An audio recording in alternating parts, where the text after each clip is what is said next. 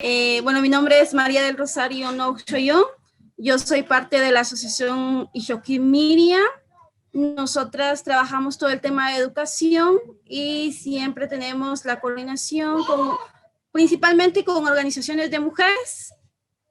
Trabajamos todo el tema educativo con apoyos para mujeres indígenas en el contexto guatemalteco, ya que ya somos más del 60% de población indígena que está excluido de todo un sistema de servicios básicos, ¿no? Entonces eso es lo que yo hago actualmente. Soy agente de cambio 2011 en Guatemala, entonces me da mucho gusto estar compartiendo con ustedes esta tarde, ¿no? Eso es lo que aquí tengo a mi niña, así que si me miran que estoy viendo para allá, pues esa es la otra labor que tengo en esta pandemia, ya que de igual manera, en el marco de la pandemia que estamos viviendo los países, pues ha sido bastante compleja, principalmente en nuestro país, ya que desde el 13 de marzo de este año, pues se cierra el país. Actualmente ya se está aperturando poco a poco, pero las condiciones en nuestro país siguen las mismas condiciones difíciles, precarias, y mucho más para las poblaciones indígenas en Guatemala, que es la población más vulnerable ante esta pandemia y que definitivamente estamos afrontándolo, pero sí es bastante complejo, ¿no? Ya abonando en cómo nos encontramos el movimiento social, especialmente el de mujeres, que es la parte que yo más trabajo, pues sí, la verdad que el tema de la violencia contra las mujeres es bastante crítico en Guatemala. El tema de la cuarentena en nuestro país ha sido bastante difícil porque muchas de las mujeres que están en sus hogares están viviendo con el agresor y han subido los índices de violencia contra las mujeres en este tiempo. Y también ha sido difícil porque muchas de las mujeres con quienes trabajamos principalmente y muchas de las mujeres que conocemos, algunas sí denuncian, pero algunas no, entonces se quedan calladas. Y mucho más conviviendo con el agresor todo el día, es mucho más la violencia que sufren cada una de ellas. Nosotros tenemos aproximadamente como organización, digamos, trabajamos con organizaciones comunitarias. A nivel de Guatemala tenemos coordinación con más o menos aproximadamente 32 organizaciones comunitarias a nivel del país. Y las mismas compañeras nos han confirmado esto, que la violencia ha aumentado mucho más. La denuncia sí ha aumentado, pero no en la mayor parte de la violencia que se sufre, ¿no? Todavía hay una población que no ha denunciado, pero sí ha aumentado. Entonces nosotras como organizaciones y como organizaciones de mujeres, porque tenemos varias alianzas, sí nos hemos dado a la tarea de hacer campañas de prevención, de denuncia, que no están solas, que pueden denunciar, que tienen a las organizaciones, que pueden acompañarlas, para que ellas también tengan esa confianza y de ir a denunciar y ese acompañamiento, porque muchas veces se les dejan solas a las mujeres y no se les da ese acompañamiento, ¿no? Entonces nosotras en este tema de la pandemia, hemos reforzado mucho más el tema de la prevención de violencia, aunque no es solo eso, sino que la población aquí en Guatemala también, aparte de la violencia estructural, la violencia contra la mujer que estamos viviendo ahorita, también hay otros flagelos como el tema de la falta de trabajo, porque muchas empresas tuvieron que cerrar, muchos se quedaron sin trabajo, muchos los despidieron, muchos no les dieron sus prestaciones, mujeres, y aún siguen esperando y luchando por esta... Ay. Entonces, bueno, ella es mi hija, les presento. Hola, diga. Hola. pero, bueno, en este tema, como les decía, muchas de las mujeres han perdido su trabajo en esta pandemia, muchas se han quedado en casa y no tienen ese recurso económico para poder solventar los gastos. Muchas de ellas son madres solteras, compañeras que de alguna u otra forma salían a ganarse el pan de cada día, pero por la pandemia pues se han quedado sin trabajo. Entonces, eso es otra parte que está afectando principalmente a Guatemala en el tema de empleo. El tema de los servicios de salud es lamentable porque no se ha podido, el gobierno no ha podido solventar y dar respuesta a nivel de gobierno para poder apalear esta pandemia que nos está definitivamente pegando duro. Tenemos casos que muchas no han ido al sistema de salud porque no confían en el sistema de salud. Hay muchas de las organizaciones que conocemos que en su casa lo han pasado. Lo que está ayudando actualmente a estas compañeras es el tema de la medicina ancestral, las plantas medicinales. Eso es lo que se está como tal vez no rescatando, sino que sí se está ya aplicando en las comunidades porque el sistema de salud sinceramente no está cumpliendo con lo que debería de ser. También hay aquí en Guatemala pues hay un montón de programas que se abrieron después de la pandemia. Está el bono familia, están los kits de alimentos para las escuelas, están también para los que, digamos, en las empresas para el trabajo hay una cuota. Los que se suspendieron sus contratos, pues también pueden acceder a ese apoyo. Hay varios programas, pero lamentablemente no llega a las familias que realmente lo necesitan, porque nosotros hacemos un análisis desde las comunidades y decimos, mucha de la población indígena no tiene energía eléctrica y son la población que más lo necesitan. Y vemos también, ya sé porque hacemos un análisis de contexto dentro de nuestra organización, también vemos que el gobierno para decir, bueno, estoy apoyando, estoy dando el bono familia, estoy dando el bono a los trabajadores, estoy dando esto y otro, saca fotos, pero es evidente que en las fotos son familias que tienen tal vez no los suficientes recursos, pero que sí tienen recursos para solventar esta pandemia, pero la mayor parte no llega a las comunidades y las comunidades más alejadas de Guatemala, y lo sufren bastante difícil, ¿no? Porque hemos tenido experiencias de varias de nuestras compañeras en las comunidades que la han pasado muy mal, la han pasado sin comida, la han pasado encerradas porque muchas vivían en la capital, se han tenido que desplazar nuevamente a sus departamentos por el tema de la crisis económica,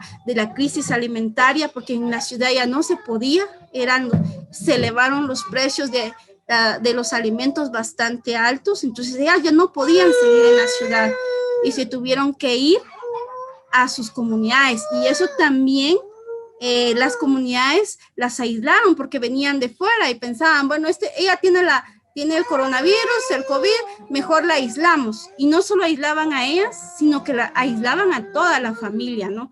Entonces, aparte del aislamiento, también la falta de alimentación, porque son familias que trabajan del campo, que tienen su tienda, que de la cosecha. Entonces, muchas de ellas se quedaron por varios días sin alimentación, ¿no? Entonces, eso también ha afectado a nivel de la población en Guatemala.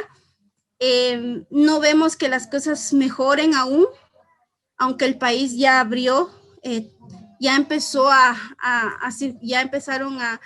a circular todo el transporte público, tanto a nivel de los departamentos. Hay un semáforo, le llamamos aquí en Guatemala, donde es como el semáforo, ¿no? El rojo es la parte donde está crítico la situación. Hay departamentos que están en estado rojo, que no se permite todavía el transporte ni nada, pero igual no se toman las medidas.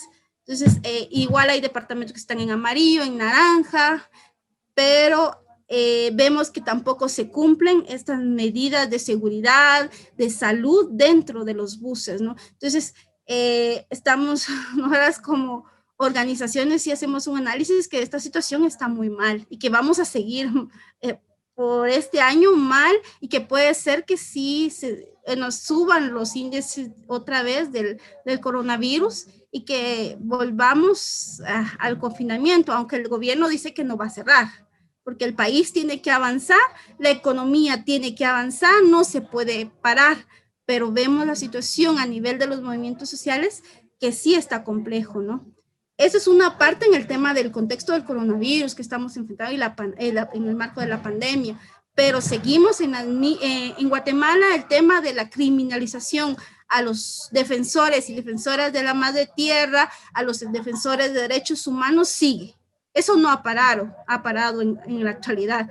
Siguen habiendo criminalización, siguen habiendo muertes violentas a estos defensores y defensoras de derechos humanos y de la madre tierra, siguen habiendo los desalojos, las empresas siguen trabajando, eso no ha cambiado nada, es como un contexto que siempre lo hemos tenido, aunque la pandemia, estemos en medio de la pandemia, ¿no? Y eso también debilita todos los procesos, ¿no? Aparte de eso, a nivel de Guatemala, el gobierno actual, bueno, no solo este gobierno, sino que los dos últimos gobiernos, desde el gobierno de Otto Pérez Molina, que empezó a debilitar también la institucionalidad de las mujeres, principalmente, con ya primero fue el tema de ya no la participación de las organizaciones de mujeres ante las instancias que, por ejemplo, en este caso la DEMI, la CEPREM, que las organizaciones de mujeres podíamos todavía participar, proponer a las compañeras para estos puestos de toma de decisiones que para nosotros son muy importantes y mucho más el tema de la CEPREM, que eso es la que dirige las políticas públicas en Guatemala. Entonces, eso también debilitó desde el gobierno de Otto Pérez Molina, lo siguió Jimmy Morales, igual a DEMI, teníamos un espacio de coordinación, de participación dentro de la Defensoría de la Mujer Indígena, que es la DEMI, quien vela por los derechos de las mujeres indígenas, también fue debilitado, se nos quitó el espacio de participación en esta institución que para nosotros era importante porque era, digamos, dentro del Estado. Es el único espacio donde las mujeres indígenas tenemos un espacio donde participar y donde apoyar a más mujeres para que puedan denunciar, para que se les pueda escuchar y para que también puedan llevar sus procesos legales, ¿no? Entonces, pero se ha debilitado bastante. Y en este último gobierno que tenemos actualmente, que es el de Yamatei, empiezan a cerrar las instituciones de la paz. Es un debilitamiento bastante grande. Nosotras, como organizaciones de mujeres, participamos en el Consejo Nacional de los Acuerdos de Paz, que vela por el cumplimiento de los acuerdos de paz en Guatemala para que se cumplan. Hay sectores, está el sector campesino, está el sector sindical, el sector de mujeres, el sector de pueblos indígenas, los partidos políticos y también que estamos en este proceso de que se cumplan los acuerdos de paz ya a un largo tiempo de la firma, pero no vemos esos acuerdos reflejados y tampoco visualizados en nuestro país, ¿no? Entonces, este gobierno sí ya cerró el CENAP, que es el Consejo Nacional de los Acuerdos de Paz. Estamos en un proceso de denuncia, las organizaciones junto con otras instancias estamos viendo por este espacio, porque es un espacio de participación. Yo tuve la oportunidad de estar como 2 años como suplente del sector de mujeres y la verdad que es difícil en este espacio porque primero supuestamente hay un plan de ejecución de estos acuerdos de paz para que se lleven a cabo, pero el CENAP hacía o pertenece a la CEPAZ y financieramente todo tiene que ser a través de la CEPAZ, de la Secretaría de la Paz, pero la Secretaría de la Paz en estos 2 años que nosotros estuvimos nunca soltó ni un centavo que estaba presupuestado para acciones. Entonces, nosotras decíamos, ¿cómo podemos hacer acciones si no se nos dan los recursos para hacerlo? Y siempre peleábamos el presupuesto, y siempre se nos negó ese presupuesto a todos los consejeros, porque aquí se les llama consejeros, se les negó el presupuesto. Y en los 2 años no se pudo hacer mayor cosa, porque la CEPAS siempre tenía procesos burocráticos, nunca nos dieron, decir, bueno, háganlo y tienen el presupuesto. No, al contrario, ustedes tienen que, para una actividad, tienen que solicitarlo un mes antes para poder realizarlo. Entonces, si nosotros queríamos hacer unas reuniones con las organizaciones de mujeres para poder ver acciones políticas de incidencia en estos espacios, no se podía, porque no teníamos los recursos. ¿Lo podíamos hacer? Sí, y en algunos momentos lo hicimos con recursos de organizaciones externas para poder realizar algunas cosas, pero en su totalidad no se pudo hacer nada de incidencia en este espacio. Entonces, y ahora con el cierre, mucho menos vamos a poder realizar, ¿no? De igual manera, nosotras como organizaciones logramos otra vez estos espacios. Hay otras compañeras, en este momento quien va a asumir el sector de mujeres es la exdiputada Sandra Morán, que estuvo como diputada en el Congreso en el periodo pasado, que también tiene todo nuestro respaldo para poder seguir estas acciones en este espacio, que aún todavía no sabemos cómo va a terminar, ¿no? Entonces, pero son estas situaciones que vemos que estos últimos 3 gobiernos lo que ha debilitado es la institucionalidad, tanto de mujeres como el tema de la paz, los acuerdos de paz y Mara. Entonces, sí vemos la situación bastante compleja. Claro. Para el próximo año, muchas dificultades, muchos problemas, más en el tema de salud, en el tema de alimentación a las comunidades, porque si vamos a enfrentar una crisis alimentaria, eso lo estamos previendo desde ya, pero también el tema de que va a ser más difícil, aunque en un momento los movimientos sociales en el 2015 sí nos unimos en la plaza, logramos sacar a Otto Pérez Molina, pero en este momento también se está debilitando esta participación ciudadana en Guatemala. Y los partidos políticos, pues de la mayor parte, ustedes saben, el Congreso está pero muy polarizado. Solo tenemos más o menos, digamos, si vemos así a buen ojo, tenemos como 4 partidos políticos o 3 que podemos coordinar acciones más. ¿Sí? A mí me parece terrible mi labor en este momento por lo del... Sí.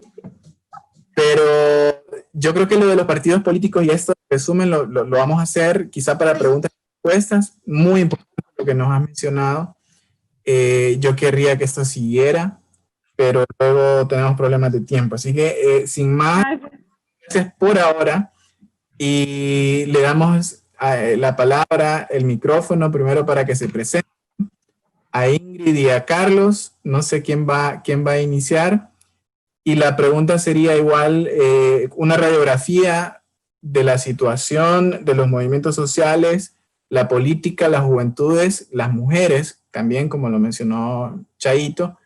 Y bueno, la palabra es de ustedes.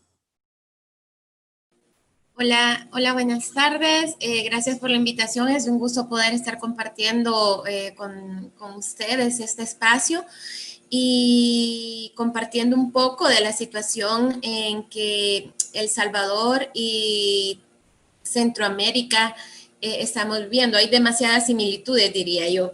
Les comento, soy Ingrid Palacios, actualmente trabajo en una organización que se llama Mujeres Transformando, en la defensa de los derechos humanos y laborales de las mujeres que trabajan en el textil, es decir, en las maquilas.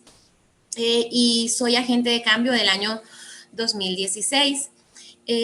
Con lo que mencionaba Chayito, hay muchas similitudes, como les venía, como les mencioné en un primer punto. acá en El Salvador se pudo observar un incremento de la violencia, estimo que es del 70% contra las mujeres durante el periodo de confinamiento.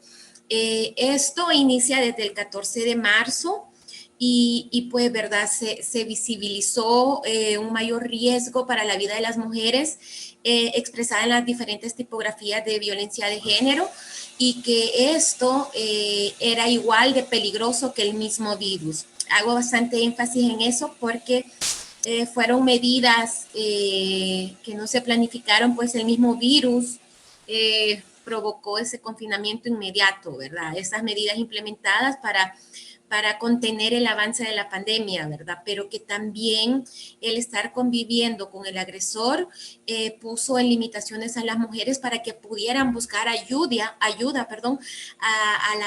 las instituciones que en algún momento estaban funcionando de cierta manera.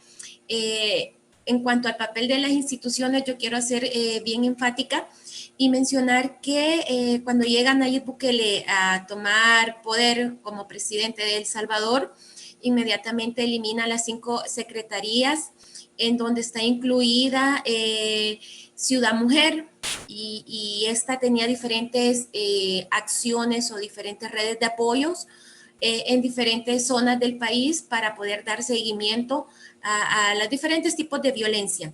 Tomando en cuenta esto, que ya no teníamos esta Secretaría de la Mujer y que solo contábamos con el ISDEMU, y que el ISDEMU no está realizando una función como un ente rector a las políticas y acciones específicamente para darle un seguimiento a la violencia de las mujeres en El Salvador, aún se agudiza más el tema de la recepción de denuncia, y no solo la recepción de denuncia, sino el seguimiento ante este proceso. Pues no es solo el hecho de decir, a mí me están vulnerando mis derechos en mi hogar, soy víctima de violencia, voy a poner la denuncia. No significa solo eso, sino que es un proceso de seguimiento en cuanto al tema como tal, ¿verdad? De interponer la demanda.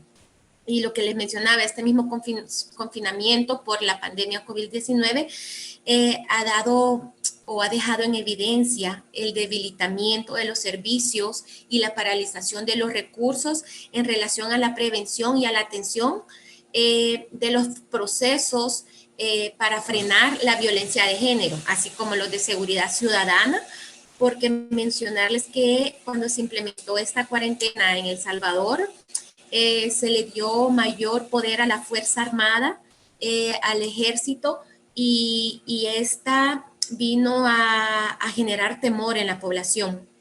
Las mujeres no nos sentíamos seguras. A raíz de eso, pues, incrementaba la violencia de género.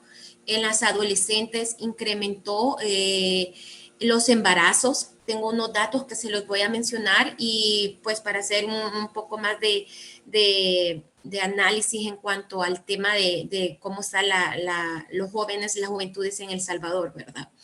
Y pues no solo es el tema de la violencia de género, sino que también temas ligados a la defensa de los derechos de las mujeres LGTBI, personas que tienen que ver con el tema del desplazamiento forzado, mujeres adultas, mayores, adolescentes y niñas. Yo quiero hacer un énfasis específico que yo he identificado de acuerdo a las noticias, el análisis de medio que podemos realizar o a la lectura que le podemos dar a la situación, que en cuanto al tema de mujeres se han identificado diferentes vulnerabilidades y las clasifico en estas. El aumento de la violencia intrafamiliar por la misma convivencia con el agresor, el déficit de poder, del déficit del acceso a los servicios de la salud, en concreto salud reproductiva. Es por eso que podemos observar un incremento en embarazos en mujeres, y no por el hecho de que el confinamiento como tal, sino porque han sido mujeres que han sido abusadas.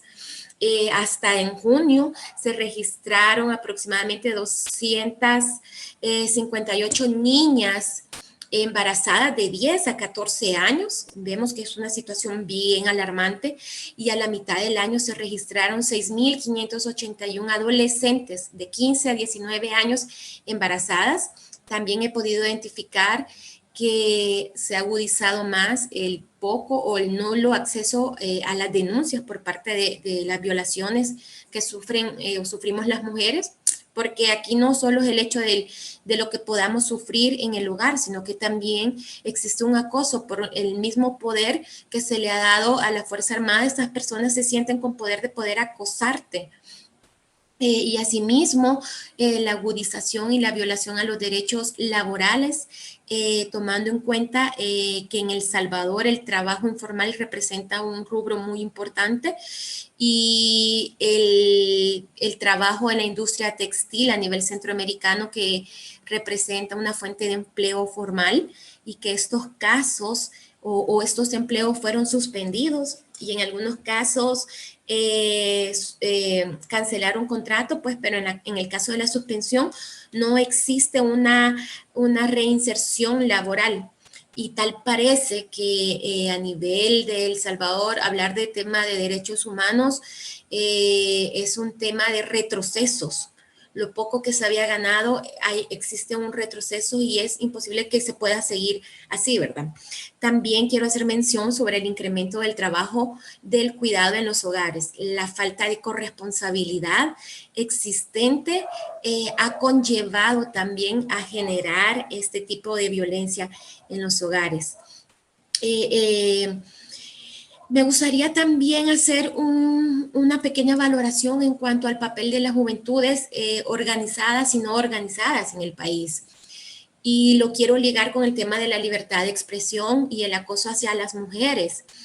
El presidente Nayib Bukele, durante esta pandemia, los medios de comunicación y la misma ciudadanía han estado cuestionando la utilización de los fondos o la utilización de los recursos económicos que se le han destinado al mismo presidente para amortiguar dicha crisis, pues, pero tal parece que este cuestionamiento por parte de la prensa lo único que ha provocado por parte de los funcionarios y funcionarias públicas y del mismo presidente es un bloqueo y una desacreditación hacia lo que los colegas periodistas y colegas periodistas escriben.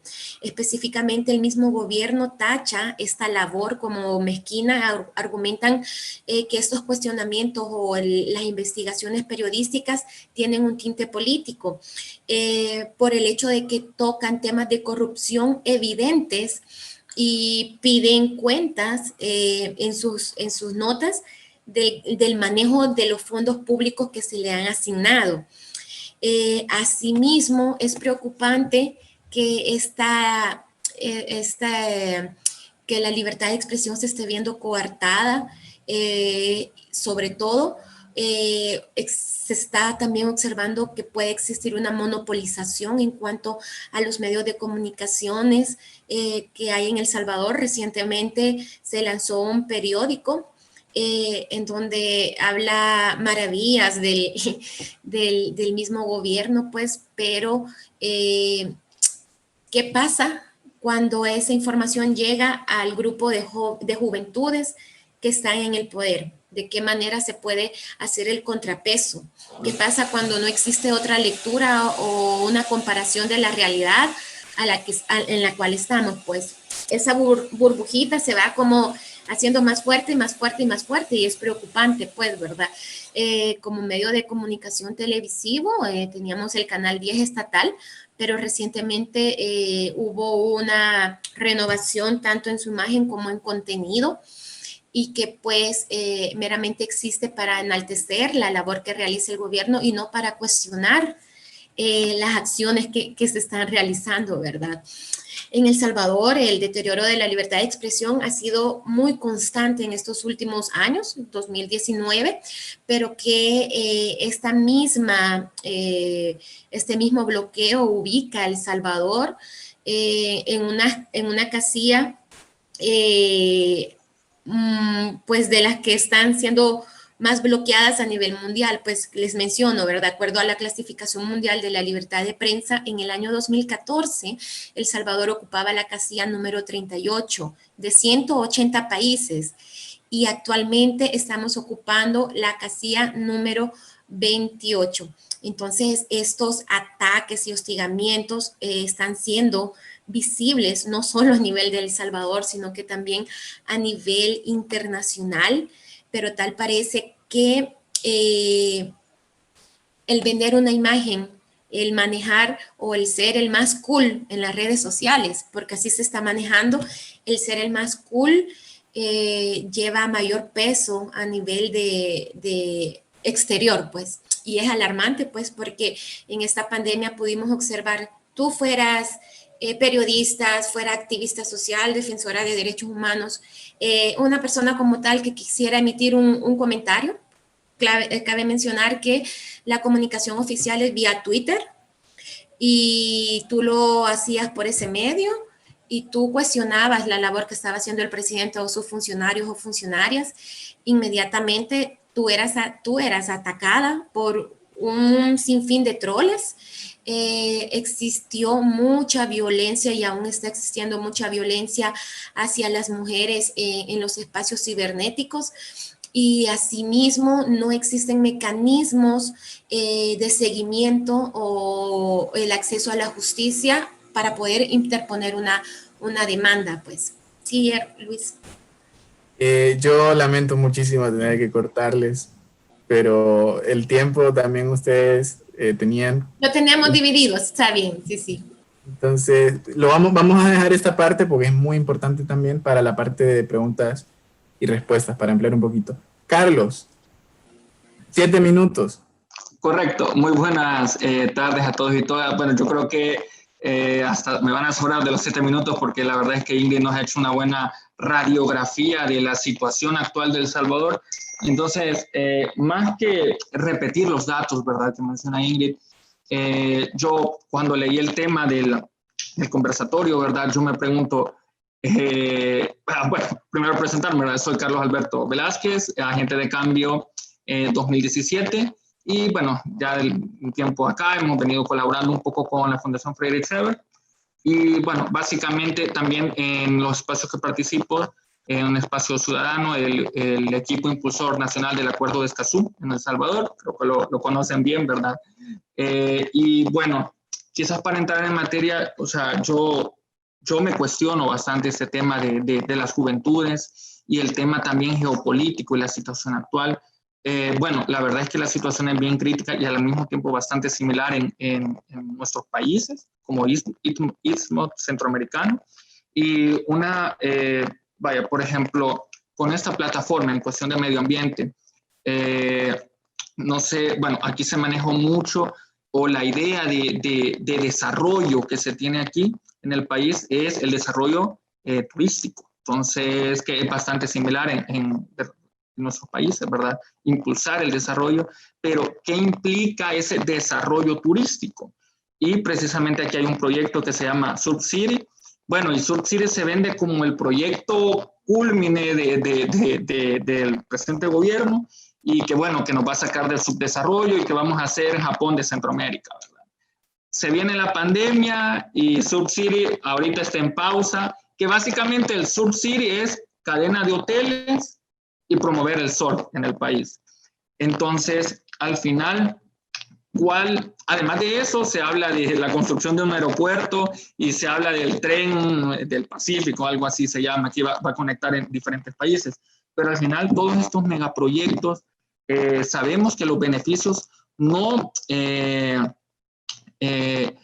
exactamente, estoy leyendo una pregunta que menciona sobre las personas con esos territorios y en esos megaproyectos, correcto, o sea, son megaproyectos de desarrollo y precisamente aquí hay una gran vulneración hacia las personas, vulneración de derechos humanos. Tenemos el caso de las Islas Pasajeras, que precisamente son personas que viven ahí, llevan 30 años viviendo, pero esos son terrenos privados, ¿verdad? Pero, o sea, las personas tienen una función en esos lugares, porque en esos lugares, bueno, nosotros también dentro del equipo impulsor participamos con una comunidad de pueblos indígenas y precisamente son los pueblos indígenas los que protegen la cuenca baja de la bahía de Jiquilisco. Entonces, ellos tienen técnicas, hemos documentado incluso casos de violaciones a defensoras y defensores de derechos medio ambiente, del ambiente, y precisamente todas estas partes lo que busca es desalojar, porque vaya, qué paradigmático, ¿verdad? O sea, aquí en el país nosotros no tenemos una ley o que se reconozca como derecho humano, ley habitacional, tiene su nombre, ¿verdad? Que es una ley para asegurar que las personas pues tengan a dónde vivir. Precisamente no la tenemos. ¿Por qué? Porque precisamente no conviene para estas empresas y para el gobierno también, que dicho sea de paso, también el gobierno tiene inversiones. Sí, estoy leyendo la pregunta, también tiene que ver con exacto. Creo que después en la pregunta y respuesta podemos profundizar. Y es precisamente que los familiares de Nayib Bukele también tienen inversiones en bienes raíces, ¿verdad? Hoteles, complejos, así. Entonces, vemos que estos megaproyectos de desarrollo no se van a detener. Y precisamente incluso con eso de la pandemia, ellos ya están pensando en dónde van a construir. Entonces, va a haber vulneración del ambiente, vulneración de derechos humanos. Y, o sea, es una situación bastante crítica. Y hablar un poco del Acuerdo de Escazú, ¿verdad? El Acuerdo de Escazú, quizás uno de los principales puntos que hace bastante ruido y que este gobierno no firmó ni ratificó para que nosotros nos adhiriéramos al Acuerdo de Escazú, es que el Acuerdo de Escazú tiene una cláusula no solo de acceso a la información pública, sino que para que uno pueda participar efectivamente tiene que estar informada. Entonces, dentro del Acuerdo de Escazú hay una cláusula, hay un artículo que prevé realizar una consulta popular a la hora de construir megaproyectos. Entonces, obviamente, si le preguntan a la población, bueno, quieren construir, ¿verdad?, hoteles y eso, y incluso Nayib Bukele dijo ese día, es que nosotros no podemos firmar el Acuerdo de Escazú porque aquí hay un déficit habitacional. Es curioso, pero ese déficit habitacional se cubre construyendo hoteles con apartamentos de $200,000 que las personas de a pie no podemos acceder. Entonces, o sea, es sumamente paradigmático. Tristemente, El Salvador perdió esa oportunidad de firmar el Acuerdo de Escazú. Además del Acuerdo de Escazú, está la resolución 1695, no recuerdo bien el número de resolución, pero reconoce a los derechos indígenas en El Salvador, tampoco nos hemos sumado, que eso no es nuevo, la verdad, es una deuda que tenemos con los pueblos indígenas. Entonces, vemos que correcto, un minuto, quizás para ir cerrando, o sea, yo la reflexión que llego es que no muchos hemos pensado que ¿qué año es el siguiente? El 2021, sí, el 2021, pero ¿qué significa? Pero precisamente el 2021 se cumplen ya los 200 años de independencia de Centroamérica. Y uno se pregunta, bueno, primero cuestionarse cuál independencia. Y segundo, ¿estaremos mejorando como región? O sea, yo creo que es importante hacer esos análisis. Y quizás para cerrar, hace poco estuve leyendo un poco 100 años de soledad de Gabriel García Márquez. Entonces, es un libro hermoso que recomiendo que se lea. Y precisamente eso va por diferentes generaciones. Entonces, lo curioso es cada generación cómo se va enfrentando a los mismos problemas de la anterior generación. Entonces, al final, la conclusión del libro, no se lo voy a decir para quien no lo haya leído, pero que da ese análisis de cómo pasa casi 100 años en generación y los problemas siguen igual. Entonces, eso es sumamente aplicable. Bueno, Márquez lo vio analizando la situación de Latinoamérica. Yo creo que eso explica bastante cómo vivimos actualmente, que más parece un eterno retorno de lo mismo, y claro, con sus matices. Entonces yo creo que el papel como jóvenes es bastante grande y la verdad primero felicitarlos por estar un viernes, ¿verdad? Que uno puede estar haciendo otra cosa. Bueno, estamos en pandemia, ¿verdad? Pero estar en estos espacios ya nos hace...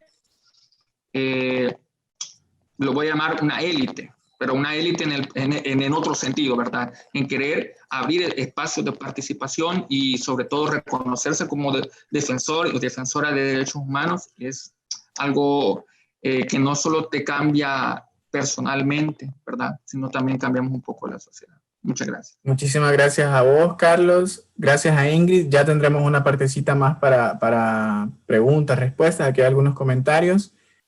Yo creo que igual si no hubiera pandemia estaríamos en esto, porque sería el último módulo. y sería un poco más intenso, ¿no? Para continuar, ya Carlos mencionaba un poco, ha sido un cierre más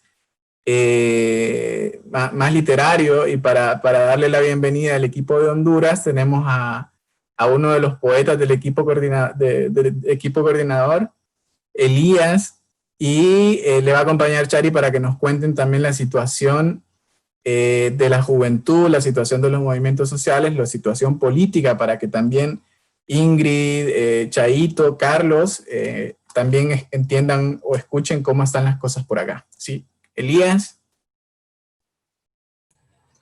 Bien, buenas tardes, buenas noches, mi nombre es Elías, soy agente de cambio del 2015, formo parte también de una organización que se llama Academia de Liderazgo Social, y bueno, ahí hemos querido hacer varias reflexiones alrededor de la organización juvenil en el país, luego de nuestra experiencia pues, participando en varios espacios, desde las ONGs hasta los partidos, digamos.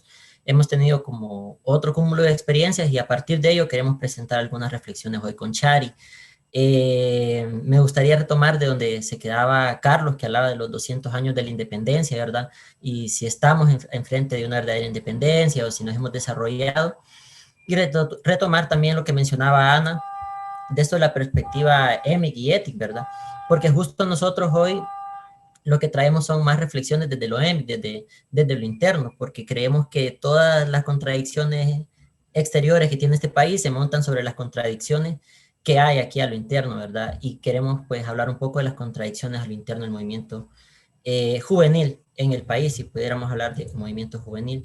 Voy a compartir la pantalla solo para no perderme en las cosas que queremos contar hoy. Y listo. Bien, nosotros recientemente, bueno, estamos ahora en el proceso de cerrar una pequeña investigación sobre movimientos juveniles en el país. Entonces, lo que les vamos a compartir no son los resultados, porque aún no estamos autorizados para hacerlo, pero sí algunas reflexiones que hemos afianzado en este proceso de investigación. Titulamos la presentación, ¿verdad? ¿Dónde están las juventudes y a qué desafíos se encuentran? Disculpas. ¿Pueden ver mi pantalla aún? No, ahora sí. No. Ok, listo, perdón. Ahí está. Bien. Entonces, hay algo que no escribimos aquí, pero sí queremos, lo vamos a ir mencionando con Chari, lo vamos a hacer más como un diálogo, y es los distintos espacios desde donde se están organizando las y los jóvenes, y qué están haciendo en esos espacios. Nosotros identificamos principalmente tres. Uno son el primero, las organizaciones juveniles ligadas a organizaciones de sociedad civil u ONGs tradicionalmente conocidas, ¿verdad? Otros son las organizaciones que tienen más una naturaleza político-partidaria o ideológica, ¿verdad? Y que van a estar ligadas a partidos, que van a estar dentro de los partidos, o que su origen va a ser a través de un proceso de ideologización. Y tercero, pues vamos a tener las juventudes que se organizan dentro del espacio del movimiento social.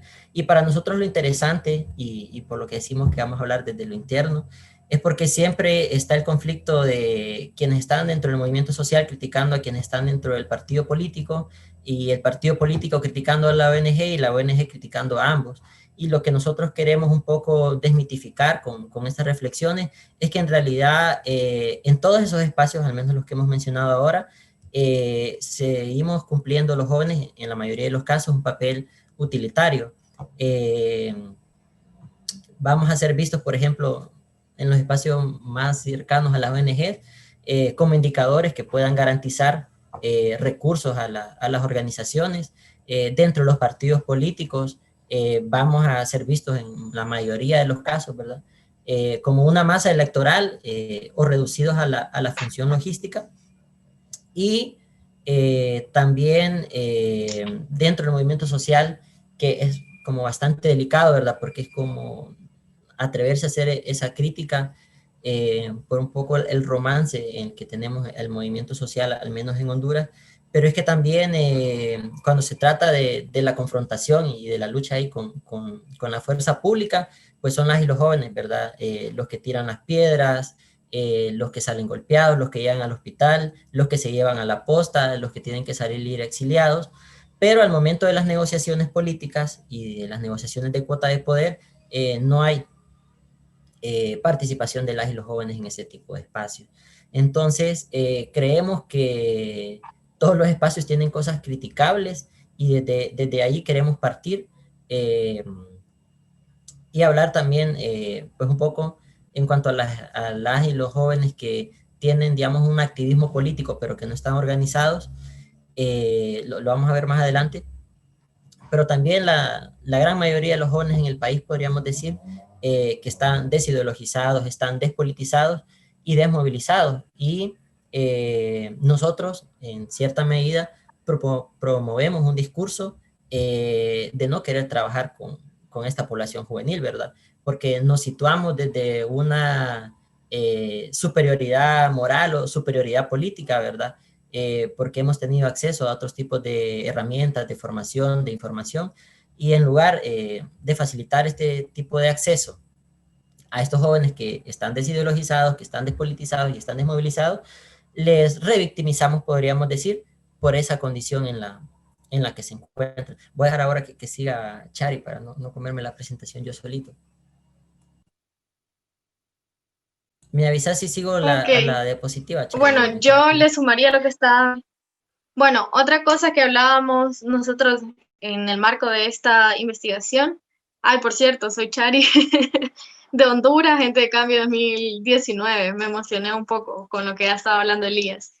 Bueno, un dato bastante interesante, que es algo que todas y todos ya sabemos, es que las juventudes están en todos los espacios. O sea, hay juventudes militando en los partidos políticos, juventudes militando en el movimiento feminista, juventudes militando en el movimiento estudiantil, en los pueblos originarios, juventudes artistas, juventudes que están emprendiendo un montón de cosas. Entonces, es bien interesante ver cómo están dentro de estos espacios y cuál es el rol que cumplen en estos espacios, que un poco es la descripción que Elías ha hecho ahorita, ¿verdad? Que hemos identificado cómo dentro de ciertos espacios se ven a las juventudes como indicadores y no desde un rol protagónico y más político sobre todo. Entonces, nos parecía bastante interesante hacerles este punteo de cuál es la forma en cómo se instrumentaliza a las juventudes, que es indudable que somos mayoría, pero también no debe ser la excusa para utilizarle o para utilizarnos desde otras formas. Si querés, Elías, dale a la siguiente.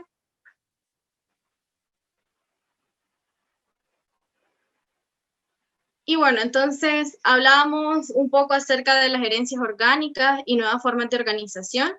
Es indudable que esta nueva, digamos, mirada fresca de las juventudes que hay en el país y en todos los movimientos sociales es una mirada bastante rica. Y entonces nos parece bastante importante pues recalcar de que reivindicar la condición juvenil ha costado bastante hacerlo y que eso se debe pues también a quizás un poco la falta de identidad de como juventudes en algunos espacios. Otro elemento que nos parecía bastante importante es cómo las apuestas organizativas están bastante vinculadas por querer ser horizontales y porque la toma de decisión sea colectiva. Y ahí un poco por qué surgen los colectivos de base o colectivas. Y eso es bien interesante, ¿verdad? Porque se conocía una forma tradicional, que era una forma vertical, en donde había una estructura, pero luego se desmonta un poco y se conoce otra forma de organizarse, de poder hacer acciones, de poder hacer incidencia incluso, en donde puede ser más participativa, de una manera más horizontal. Esto es bien interesante porque va de la mano y fortalece que los colectivos y las colectivas tengan apuestas autónomas y autogestionadas frente a la ONGización de los procesos. Y me detengo un poco aquí porque sé que es un tema que se ha dialogado bastante en este espacio, que incluso ha generado mucha controversia.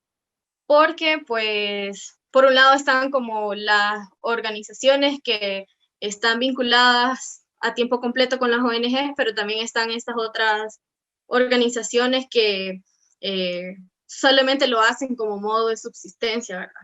Entonces es bien complicado ahí porque entra en una discusión ética y política de cómo las apuestas pueden o no ser autónomas, delgadas, y cuándo deja de ser autónoma y cuándo deja de ser autogestionada. Luego encontramos un elemento muy importante que son la paradoja de las militancias cruzadas, que eso quiere decir, y estoy segura que por acá vemos un montón, personas que militamos en un espacio, pero estamos en otro montón de espacios. Pues hay una militancia cruzada. Estamos en el movimiento feminista, estamos en el movimiento estudiantil, estamos en el movimiento de los pueblos originarios, estamos en todo. Pero a pesar de que las juventudes están en todos, no hay un diálogo que permita crear agendas en conjunto. Entonces todo el mundo anda aislado desde su lucha, que no está mal, porque no creo que la discusión aquí sea definir si la lucha que se está llevando es buena o es mala, es aceptable o es inaceptable, sino más bien cómo desde esas luchas y desde esas banderas que andamos cargando, nos sentamos a dialogar. Y no a dialogar en un Facebook Live, ni dialogar por WhatsApp, sino estamos hablando de un diálogo político para hacer acciones bien concretas, ¿verdad? Porque ustedes ya saben la situación del país y es bastante complejo quedarse con las manos cruzadas. Dale, Elías, para no comerme la presentación yo también. No, bueno, con lo que mencionaba Chari, me parece interesante este tema de las apuestas autónomas y autogestionadas.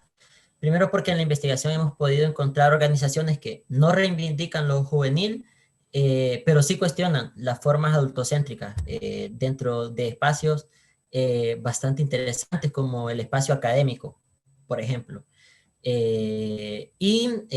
También en los procesos nos hemos encontrado a jóvenes y cuando nos toca hablar, digamos, sobre las expectativas que tenemos en cuanto a de qué forma transformar la sociedad, muchos jóvenes nos han mencionado que la apuesta es crear una fundación o tener una ONG. Entonces, me parece interesante cómo son cosas que a veces preferimos no ver, pero es como el ejemplo del árbol. No las vemos, pero están sucediendo porque otras personas sí están percibiendo y sí están siendo permeadas por la gran influencia que tienen las organizaciones no gubernamentales en el país. Bueno, esto es bastante interesante porque yo creo que no es un desafío propio de la juventud, sino más bien de todos los sectores en el país, pero que antes de montarnos a ese proceso como jóvenes, de involucrarnos en una plataforma nacional con otros sectores, es importante pues tener articulación y una construcción de una agenda propia y común como jóvenes. Y es bastante difícil, primero, por lo que mencionábamos, ya no hay una identidad juvenil en Honduras. Hay jóvenes en los partidos políticos, hay jóvenes en los movimientos sociales, hay jóvenes en los espacios de ONG, pero ninguna son muy pocos los que reivindican ya vamos cerrando, Hércules, no te preocupes, la condición juvenil. Hace unos días se eligió la Comisión Nacional se está en el proceso de elegir la Comisión Nacional de Juventud para validar la Política Nacional de la Juventud, que está un poco terrible, y, o sea, ahí no hubo voz de la juventud que se reivindicaba joven, que conocía realmente esa política, sino que más bien habían como otros intereses partidarios y también de ONGs los que quedaron ahí. Esto último ya, la desconexión generacional. Esto nosotros lo consideramos a partir de algunas conversaciones que hemos tenido con otras organizaciones de Centroamérica para compartir los resultados preliminares de esta investigación, y las organizaciones de los demás países de Centroamérica coincidían en que el movimiento juvenil tenía algún vínculo con el movimiento juvenil anterior o con luchas históricas dentro del país, ya sea para criticar, ya sea para defender algunas conquistas, y nos encontramos nosotros aquí en Honduras como en cuanto a lo que nosotros investigamos, nadie menciona ni hace referencia, digamos, a los movimientos juveniles que existieron hace 5 o 10 años, ni tampoco hacen mención a las reivindicaciones políticas que hubieron el siglo pasado. Entonces hay una total desconexión generacional y esa es una tarea bastante importante y bueno, ahí nos vamos quedando ahorita para atender el llamado del tiempo. Gracias. Bien, muchísimas gracias, Elías, Chari. Mis gatos vienen a pedir comida. Muchísimas gracias por su presentación. Esta fue un pincelazo más sobre juventud en el país y yo creo que nos quedamos con ganas de tener más información de los 3 países, ¿no? Yo quizá voy a hacer un resumen así rapidito porque vamos a ir cerrando pronto. Rosario nos hablaba de la situación que se ha vivido sobre desde la pandemia, donde aumentó la situación y la violencia hacia las mujeres en Guatemala. Ha habido está creándose un problema grave de trabajo, la salud pública es terrible, igual que en El Salvador y en Honduras, eso se comparte en los 3 países. Y mencionaba algunas otras dificultades, pero a mí me gustaría señalar que mencionaba que en los últimos 3 gobiernos ha existido un debilitamiento de las instituciones y de la institucionalidad, especialmente ella mencionaba de las instituciones que fueron creadas para las mujeres y las instituciones que fueron creadas también con los acuerdos de paz.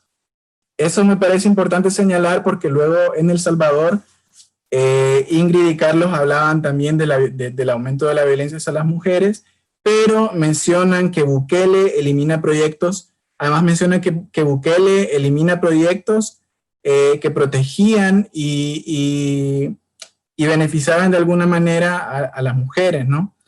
Pero aquí yo creo que es importante hacer hincapié en el incremento a los presupuestos de las fuerzas públicas. El ejército que se da con Bukele también tiene una relación bien interesante con lo que pasa en Guatemala y con esto mencionaba Ingrid, ha aumentado la violencia hacia las mujeres, la comunidad LGTBI, el tema de migración también ha sido complejo y a la libertad de expresión. Entonces eso es bien interesante hacer, y obviamente en Honduras podemos hacer un análisis también de lo que ha pasado desde el golpe de Estado, donde los militares han tenido más poder y presupuesto, ¿no? Ha aumentado la violencia de un montón de sentidos, pero es interesante analizarlo cómo ha venido ocurriendo también en los otros 2 países. Luego con Elías y Chari ya es una reflexión más fresca. Nos mencionaban sobre la participación de los movimientos juveniles y de las juventudes en el país y cómo han sido utilizadas. También hablaban vamos a ver. Los de las juventudes en los espacios hablaban de la herencia orgánica y nuevas formas de organización, que también es bien interesante. Chari mencionaba lo de la multi... ¿Cuál era el término, Chari? Lo de las militancias cruzadas. Militancias cruzadas, eso también es algo bien interesante que seguramente vamos a poder ahondar con ustedes. Y si no hay algún comentario, si alguien quisiera agregar algo a los y las panelistas de este último momento, pasamos a la parte de las despedidas. ¿Preguntas, comentarios? A ver. Si no, pasamos con los comentarios y despedida final de cada uno y cada una de ustedes. Así, cortito. Empezamos, si quieren, por... Yo quería decir algo, perdón. A ver, Jennifer. Nada, que agradecerles porque, bueno, por los invitados que están dándonos como una radiografía muy completa también desde sus espacios, también a Shari y a Elías, que lo hicieron también desde el contexto aquí hondureño, que esto justamente con lo que hemos ido viendo y trabajando en los módulos anteriores, en tema geopolítico y cómo se está posicionando todas estas acciones y estrategias políticas que ya están como de manera estructurada, qué es lo que nos deja para justamente lo que mencionaban los compañeros, ¿no? Para el 2021. Dios mío, ya perdí la cuenta, 2021. Y lo que se viene, pues, justamente el lunes tuve la oportunidad de estar en un espacio donde también se estaba haciendo un análisis coyuntural a nivel latinoamericano con el tema de derechos hacia las mujeres, ¿no? De los derechos de las mujeres. Y lo que justamente se decía es esto, ¿no? El claro declive de derechos o la privación de los derechos que se ha dado muy marcado, sobre todo en este tema de pandemia, como ya mencionabas vos, creo que lo dijiste, esto ya estaba, solamente que en este año, en este contexto, en esta situación de pandemia, se ha visto como mucho más, se ha hecho más visibilizado, y también el tema de la necropolítica ha sido como mucho más visible también. Entonces, nada, agradecerles también por darnos este análisis desde sus espacios y que ya se acaba la FES. Bien, muchísimas gracias, Jennifer. Si quieren empecemos por Chaito, comentarios finales y cierre, luego por Carlos e Ingrid y cerramos con Elías y Chari para que nos quedemos en la última parte. Bueno, solo para concluir, creo que es importante decir que en Guatemala hemos estado tratando de articular el movimiento de mujeres y mujeres indígenas y que hemos incidido mucho en los espacios de toma de decisiones. Hemos logrado posicionar a mujeres en espacios decisivos como el Tribunal Supremo Electoral, las cortes. Entonces yo creo que también desde esos espacios nos han apoyado para todo la denuncia del debilitamiento y de la institucionalidad de las mujeres y de los pueblos indígenas en Guatemala. Y que de igual manera en estos últimos años han emergido muchos jóvenes artistas en Guatemala, como Sara Curuchiche, entre otras compañeras que han denunciado todo desde el arte, que por ejemplo en mis tiempos no era así, era otro movimiento de jóvenes que nos poníamos ahí sí que a luchar por nuestros derechos de reivindicación, de que se nos reconociera como jóvenes indígenas en nuestro país, y ahora el arte ha fungido una parte importante en Guatemala. Muchas mujeres han estado en pie de lucha en ese tema. Entonces yo creo que esas como las reflexiones a nivel últimas de Guatemala. Nos queda un camino por recorrer bastante grande, pero yo creo que estamos en la lucha y vamos a seguir en la lucha por nosotras y por las que vienen detrás de nosotras. Gracias, Rosario. Muchísimas gracias. Qué bonito, Rosario. A mí me gustaría como concluir esto, como mostrando la importancia de la resistencia de las sociedades. Tal como lo mencionaba Rosario, grupos de mujeres indígenas, grupos de mujeres, cualquiera que sean los espacios en los que nos movamos, las juventudes, la diversidad de temas que se están trabajando actualmente, todos tienen que ver con la defensa de los derechos humanos, y estos son prioritarios. Que un gobierno considere que no son prioritarios por sus fines políticos y económicos, eso atenta contra la democracia, pues, pero la resistencia en estos momentos es prioritaria, las luchas y la unión sobre todo. Si no, hay que vernos en el espejo, y el ejemplo de Chile, lo que ha logrado el domingo pasado, creo que es importante reforzar eso y dejar el activismo de las redes sociales, sino que salir a las calles, marchar, denunciar y resistir tal como lo han hecho nuestras antiguas generaciones. Solamente. Gracias. Carlos. Bueno, yo creo que es importante lo que ha dicho Ingrid. Hoy por hoy, Chile quizás debería ser un ejemplo a seguir, un faro.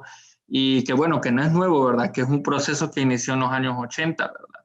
Pero yo quizás que para cerrar, yo digo de que hay una palabra clave en todo esto y la palabra es la imaginación, o sea, atrevámonos a soñar porque, miren, o sea, ya nos quitaron todo, controlan todo, pero aquí nosotros somos, nosotras podemos construir una sociedad diferente. Entonces yo creo que o sea, de dónde podemos partir a construir algo diferente es a través de la imaginación, a través del sueño y también a equivocarnos, porque también tenemos, como juventudes, tenemos derecho a equivocarnos, porque qué sencillo fuera que todo el conocimiento creado por la humanidad lo tuviéramos en nuestros genes, pero lamentablemente no es así.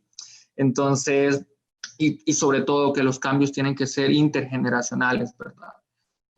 Porque se nos promete mucho que los jóvenes, que no sé qué, que no sé cuándo, ¿verdad? Pero precisamente nosotros, los jóvenes, con las personas que en el análisis anterior mencionaban, ¿verdad? De que se nos excluye en la toma de decisiones, precisamente hacer ese cambio intergeneracional entre niñez, juventudes, ¿verdad? Adultez. Entonces, yo creo que tenemos derecho a equivocarnos, sobre todo a imaginar y seguir adelante. Y bueno, muchas gracias por la invitación y a ver cuándo nos vemos.